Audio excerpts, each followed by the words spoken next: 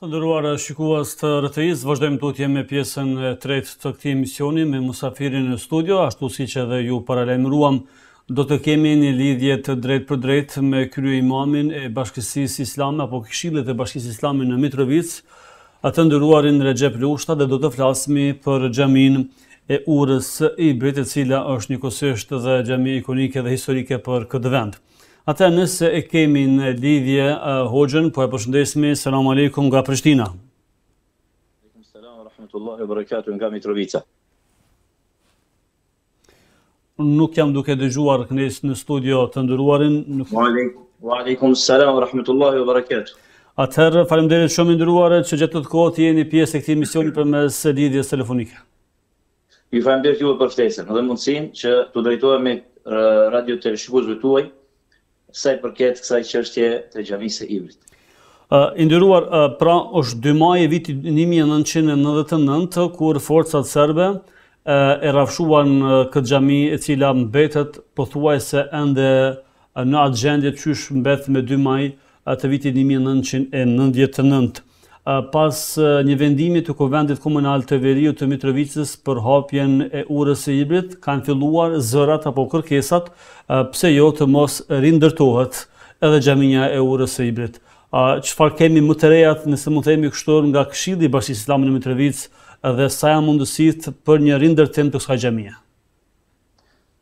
Fillimisht kjo datë 2 maji, sa herë që vjen çdo herë, i hap ato plagët e vjetra tona të cilat asnjëherë nuk janë shëruar me rastin e djegjes dhe rënimit të kësaj xhamie.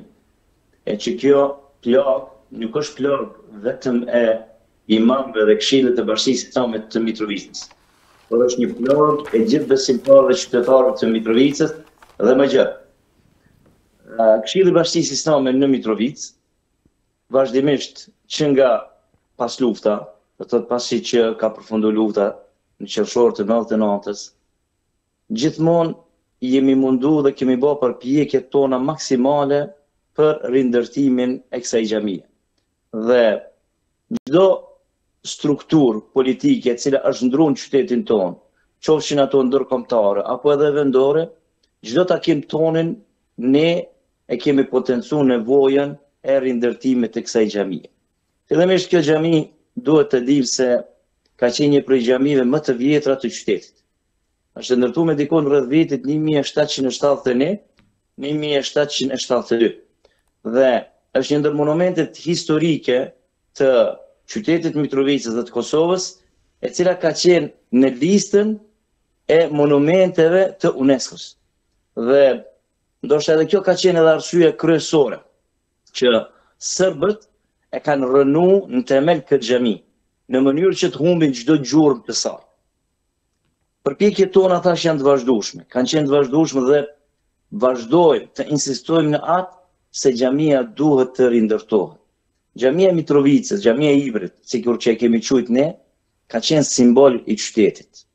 Dhe nëse do ndalemi të shikojmë disa panorama të vjetra të qytetit, çdo panoramë e qytetit të Mitrovicës në të kaluarën, në mes të saj ka qenë xhamia e Ibrit. Po, kjo është simbol i xhamisë, është simbol i qytetit, është simbol i unitetit, simbol i bashkimit të 2 brigjeve të lumit Ibër. Prandaj ne në vazhdimsi kemi bërë përpjekjet tona. Përpjekjet tona kanë qenë të intensifikuara edhe qysh në vitin 2011, edhe më kur Myftiri nderuar Naime Efendi Tërnava, së bashku me kryetarin e atëhershëm të Kuvendit të Komunës së Mitrovicës, zotrin Avni Kastratin, dhe komandantin e KFOR-it, generalin Erhard Bühler, kanë nënshkruar një marrëveshje për fillimin e ndërtimit të kësaj xhamie. Mirë po, rrethanat politike të zhvilluara në atë kohë nuk lejuan një gjë të tillë. Në vitin 2015-2016, kur është fillu rivitalizimi i Urrës së Ibrit, kur është bë ajo rrëmuja dhe është bë ajo zhurma e madhe sa i përket çështjes së xhamisë. Edhe atëherë ne kemi ngrit zonin tonë. Jemi mundu dhe kemi bërë përpjekje që me çdo kusht ta ndërtojmë xhamin. Dhe edhe atëherë kemi marrë premtime se xhamia do të ndërtohet. Vlen të theksohet fakti se ne si Këshilli i Bashkisë Islame në Mitrovicë, përpjekjet tona për ta ndërtuar këtë xhami kanë qenë edhe në atë se kemi arrit që të ruajmë trollin e xhamisë, që të mos cenohet dhe të mos preket. Edhe pse kam pas tendenca që trolli i xhamisë të shndrohet ose në park ose në një fushë sporti. Mirë po, fatmirësisht, me përpjekjet tona, me angazhimin ton, normal, edhe me përkrahjen edhe të kryesisë së Bashkisë Islame të Kosovës dhe faktorit politik vendor në Mitrovicë, kemi arritur që trollin e xhamisë ne ta ruajmë. Tash fundit, këto lëvizjet e fundit në komunën e Mitrovicës së Veriut, për ne qytetarët e Mitrovicës është pak e vështirë të themi Mitrovica e Veriut, për faktin se ne jemi mësuar me një Mitrovicë. Por sidoqoftë, tani ekzistojnë faktikisht dy Mitrovica, apo një Mitrovica ndarë në dy pjesë në atë e jugut dhe të Veriut. Dhe secila nga këto dy pjesë kanë pushtetet e tyre lokale. Dhe asamblesët e komunës së Mitrovicës së Veriut kanë marrë një vendim për hapjen e urrës së Ibrit, e që ne natyrisht se e përkrahim.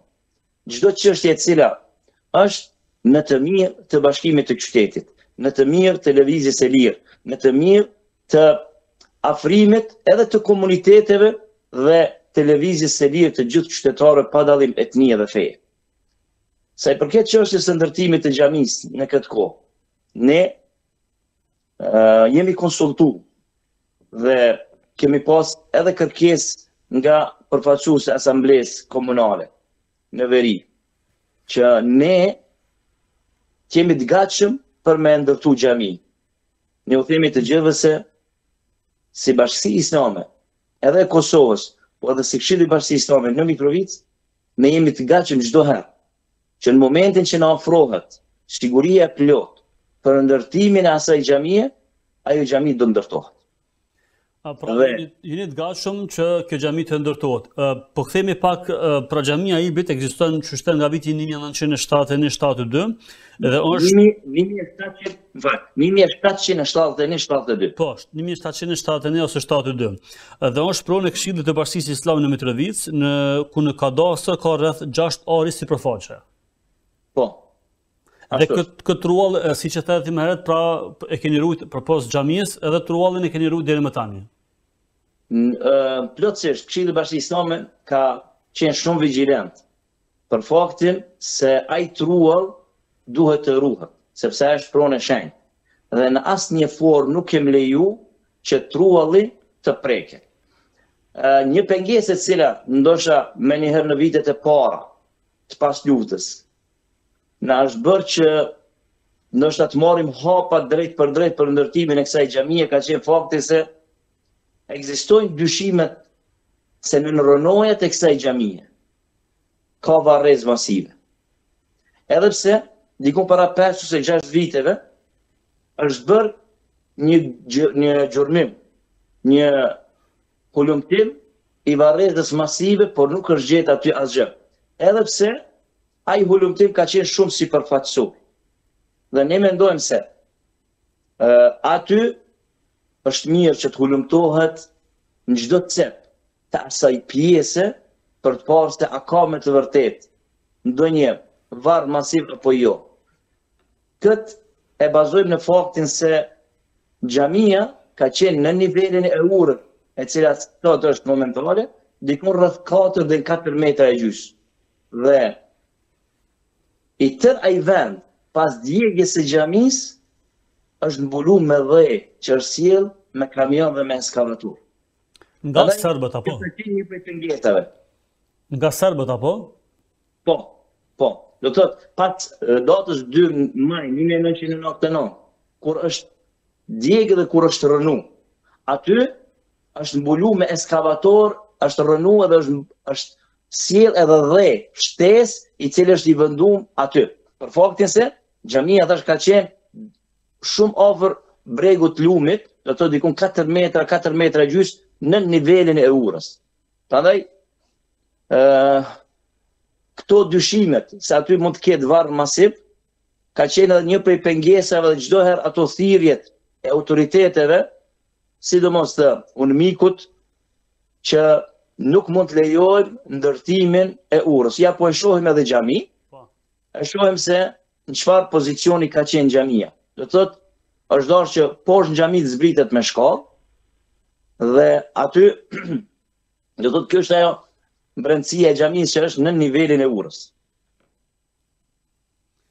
Për kjo është xhamia që ishte dikur nga fotot që po i shohim, e the që keni pas disa marrëveshje të dikurshme me faktorë ndërkombëtar, mirë po me formë nëse mund ta kuptojmë që më thoni za ju kanë trajtuar, nuk është realizuar ajo. Tashmë edhe në diskutimet në Bruksel. Nuk ja thash, nuk mund të themi ashtu. Po, ashtu mund të kuptohet kushtimisht. Jo, nuk dëgjoj. Në vitin 2011, kur është bë marrëveshje, edhe ka qenë një marrëveshje shumë e sinqertë, edhe ne falenderojmë shumë generalin Bühler, i cili ka bërë një përpjekje jashtëzakonisht madhe që të arrihet deri te kjo. Mirë po, fatkeqësia qëndron në atë se pas kësaj marrëveshje, disa ditë pasoj, ne dim se çfarë ndodhi në veri. Ne dim se çfarë ka ndodhur në veri. Dhe pas asaj ngjarje është barikadu Mitrovica. Dhe kjo ka qenë arsyeja kryesore që çështja e ndërtimit është prolonguar dhe është mbet anësh. Ne nuk mund të fajsojmë as faktorin ndërkombëtar këtu, por ndoshta mund të themi se një përgjegjësi sa i përket kësaj na mund ta kenë edhe faktorët tonë, të cilët asnjëherë në bisedimet e tyre nuk e kanë potencuar çështjen e ndërtimit të kësaj xhamie. Në asnjë prej bisedimeve të cilat i kanë mbajt, do të thotë bisedimet 2 paqe, 3 paqe, Kosovë, Serbi dhe bashkësi ndërkombëtare, nuk është potencuar çështja e ndërtimit të xhamisë së Iprit. Më vjen keq, po personi vetëm i cili në Këshillin e Sigurimit e ka ngrenë zonën për këtë ka qenë zonja Qitoku, si ambasadore e Kosovës në New York, diku në vitin 2015-2016. Ndërsa në bisedime nuk është potencuar asnjëherë çështja e ndërtimit të xhamisë. Mirë, i nderuar, cili është komunikimi juaj me Kuvendin Komunal, qoftë aty veror apo jugor, dhe keni pasur ndonjë kontakt tash të fundmi për këtë çështje apo jo? Sa i përket komunikimit ton me Kuvendin Komunal të Mitrovicës së Jugut, raportet tona janë të shkëlqyera. Tash dhe kanë qenë gjithmonë, që nga pas lufta kanë qenë raporte shumë të mira. Dhe gjithmonë ne kemi pas përkrahjen e tyre në këtë çështje. Mirë po, ne e dim se sa ka pas mundësi faktori lokal për me bë.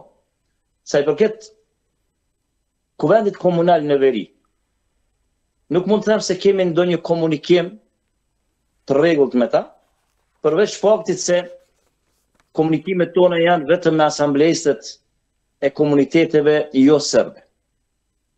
Ndërsa me asamblesët e komunitetit serb, ne nuk kemi asnjë kontakt. Dikon rreth vitit 2016 ose 2017, pasi që veç komuna e Mitrovicës është nda, qyteti Mitrovicës është nda, dhe është formu Mitrovica e Veriut, dhe është formu Kuvendi Komunal i Mitrovicës së Veriut, ne në atë kohë atyre u kemi bë kërkesë për lejimin e ndërtimit të xhamisë. Por asnjëherë nuk janë përgjigj, as pozitivisht e as negativisht. Kështu që komunikimi ynë me asamblesë komunal të Mitrovicës së Veriut është këto kohët e fundit vetëm me asamblesë e komuniteteve jo serbe, bosnjakët, turqit, shqiptarët të cilët gjenden në këtë asamble. A mundet që Kuvendi Komunal i Veriut të marrë një vendim edhe për xhaminë e Iprit, siç e mori vendimin edhe pse nuk është tu praktiku këtë çështje, pra mori vendimin për hapjen e urës së Iprit, të marrë një vendim edhe për rindërtimin e xhamisë së Iprit? Apo duhet që kjo çështje të negociohet në instanta më të larta? Realisht, në të marrëm atë aspektin administrativ, ajo pjesë i ka mbet në administrimin e komunës së Verit. E që mendoj se kjo është gabim. Kështu që ka mbet, por tash pasi që ka mbet në administrimin e tyre. Përgjegjësia e komunës së Verit është që t'jap lejen për ndërtimin e kësaj xhamie.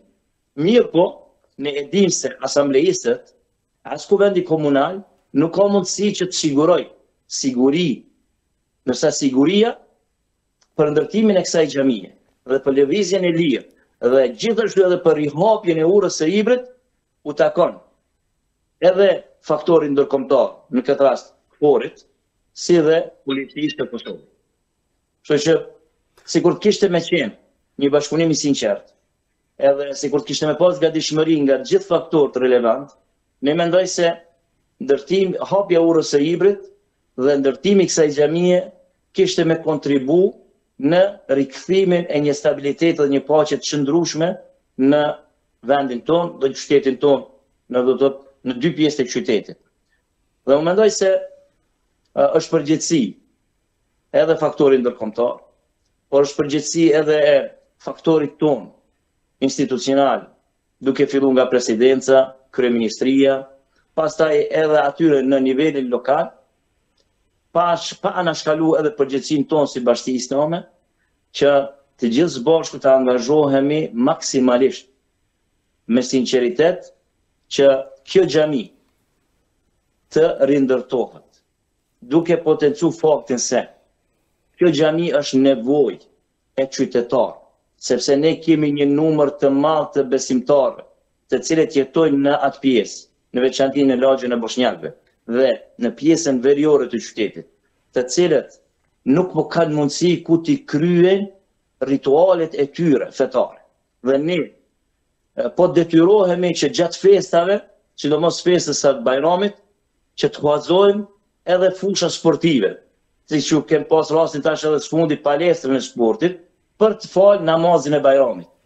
Sikur të kishte me qenë xhamia në atë vend, ne s'kishte pas nevojë që ta marrim në huazim palestrën për të falë namazin. Por, për atë po them, është nevojë imediate dhe është e drejtë themelore e besimtarëve të secilit besim që të gëzojnë të drejtën që ritualet e tyre fetare t'i kryjnë në monumentet e tyre fetare. Prandaj, ndërtimi i kësaj xhamie nuk duhet të shikohet si çështje politike, por si një çështje e cila u takon dhe është e drejtë themelore e besimtarëve të besimit islam në atë. Xhamia është kjo që është shkatëruar, kjo është e vetme në veri, s'ka tjetër xhami? Në pjesën veriore? Shiko, pjesën veriore, në atë pjesë nuk kemi asnjë xhami. Ne kemi lagjën e bosnjakëve e cila është e populluar me besimtarë. Do të thotë, sa i përket qytetit të Mitrovicës në veri, nuk kemi asnjë xhami tjetër përveç kësaj. Ne kemi në pjesë veriore, në përshatra, xhamia të komunitetit besimit islam, të cilat i plotësojnë nevojat atij fshatit apo atij komuniteti ku ata jetojnë. Ndërsa në këtë pjesë ne nuk kemi asnjë xhami tjetër që kishte me i plotësuar nevojat e besimtarëve. Atë nuk e di nëse jeni duke parë dhe një video e cila po dëshmon pra që kjo xhami ka qenë para se të prishet, para se të rënohet, nuk e di se cilin vit sakt është kjo pamje, por që pra ka fakte sa dush që kjo xhami ka ekzistuar në këtë vend, në këtë hapësirë, edhe pse është ende edhe pjesa që është rënuar, por që si pjesë ekziston. Nuk di a jeni duke pa videon apo jo? Jam duke pa video shumë mirë, dhe nuk po shoh urën, sidoqoftë pamjet e kësaj xhamie në këtë pjesë kështu, duket se është rreth viteve 80-ta. Vitet 80-ta. Po, realisht mes viteve 80-90, pasi është qendra kulturës atje veç është ndërtuar, do të thotë mas vitit 80 që këto janë pamjet e asaj xhamie. Ne nuk kemi dyshim dhe vetëm një njeri i cili mund të them ignorant mund të mohoj ekzistimin e asaj xhamie e cila ka qenë aty. Edhe pse ka pas zëra edhe prej qarqeve ndryshme sërbe, se aty nuk ka pas xhami, por faktikisht unë thash se çdo panoram, çdo kartolin e qytetit të Mitrovicës në të kaluarën, mu në mes e ka pas xhamin e Ibrit. Dhe ky ka qenë simbol i qytetit. Dhe unë po them, uroj që ky simbol të kthehet në vendin e vet dhe të shërbej simbol i unitetit, simbol i përqimit të mesazheve të paqes, të dashurisë dhe të bashkëpunimit në mes të gjitha komuniteteve, pavarësisht etnin, pavarësisht fenë. Që them edhe një fakt, se ne si Bashki Islame nuk i përkasim vetëm bashkisë komunitetit shqiptar, por ne jemi bashkësi islame e gjitha komuniteteve të cilat i përkasin besimit islam. Dhe kjo xhami është pikërisht dëshmia më e madhe dhe më e mirë se edhe në të kaluarën i ka shërbyer të gjitha komuniteteve. Aty ju fal bashk edhe shqiptar, edhe bosnjak, edhe turq, edhe romët, edhe ashkalit, edhe egjiptas dhe gjithë zbashku janë fal në këtë xhami. Dhe një kohë këtë xhami në qytet është njohur si xhamia e bosnjakëve, sepse lidhet edhe me lagjën e bosnjakëve, e cila ka qenë e populluar kryesisht me popullatën bosnjake. Prandaj unë them se kjo xhami është simboli më i mirë dhe është monumenti më i mirë i afërsisë në mes komuniteteve. Dhe uroj që sa më parë të rindërtojmë këtë xhami dhe që kjo xhami të shërbejë monument i unifikimit të qytetit dhe të njerëzve. Atëherë këtë në fund, e nderuar kryeimam, sot është një takim mes Kurtit dhe Vučićit. Ka pasur zëra edhe më herët që pse të mos ishte në pjesën e bisedimeve edhe xhamia e Ibrit, me qenë se kanë qenë shumë tema të rëndësishme, pse të mos ishte edhe kjo temë diskutimi mes delegacionit kosovar dhe atij serb. Unë potencova edhe më herët se një përgjithësi e ka dhe faktori ynë, se në asnjë takim prej takimeve të tyre nuk është potencuar çështja dhe nevoja e rindërtimit të kësaj xhamie. Dhe unë uroj që edhe kryeministri i Kurtit dhe gjithë aktorët tjerë të cilët marrin pjesë në këto bisedime të ngrenë zërin e tyre për ndërtimin e kësaj xhamie. Ne e dim se çfarë të drejtë ju janë dhënë komunitetit serb dhe monumenteve të tyre me pakun e Ahtisarit, si dhe me këto bisedimet e fundit të cilat janë duke u zhvilluar. Prandaj mendoj se ne nuk po kërkojmë asgjë më tepër se ajo që na takon.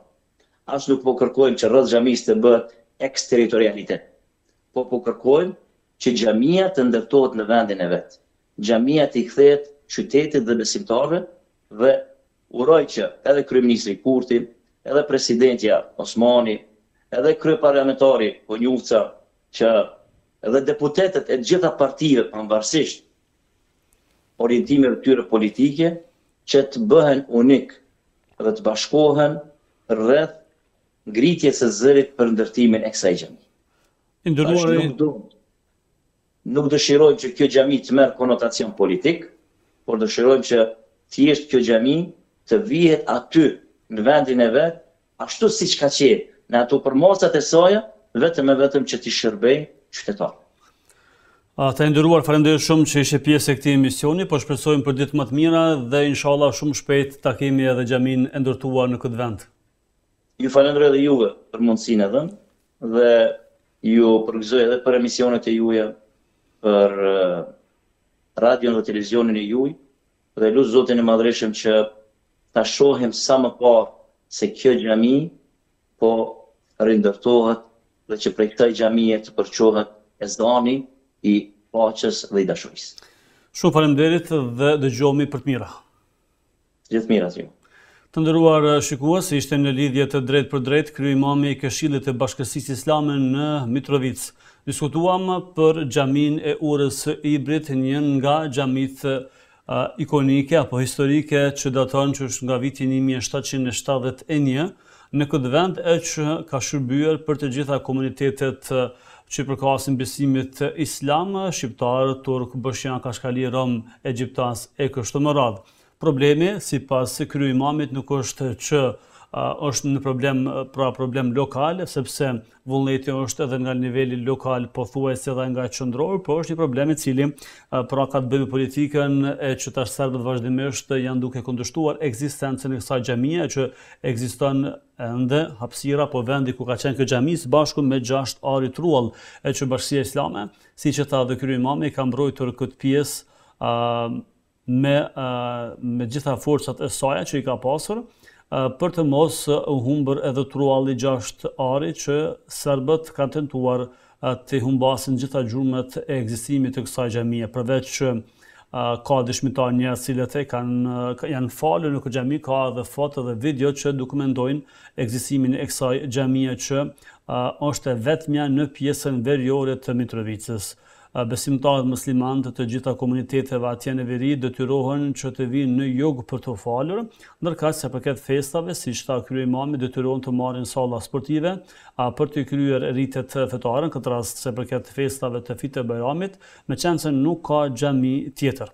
Në vitin 2011 ishte një marrëveshje mes KFOR-it dhe Bashkisë Islame, por që kjo marrëveshje nuk u realizua për shkaqe të politikave të ndryshme që vazhdimisht kanë ndryshuar se përket dialogut mes serbëve dhe përfaqësuesve kosovar dhe problemet e shumta që kanë përcjellur veriun e Mitrovicës edhe deri më sot kur ne po flasim këtu, e që një takim mes Kurtit dhe Vučićit nuk e di se a ka filluar ende apo jo, por do të ketë dhe do të duhej sipas kryemamit që edhe përfaqësuesit vendor, ata që ne përfaqësojnë nga presidentja, nga kryeministri, nga kryeparlamentarit që të ngritin zërin se përket kërkesës së tyre dhe ta diskutojnë edhe në diskutimet me Serbinë se përket xhamisë urës Ibrit, xhami që daton pra nga viti 1771.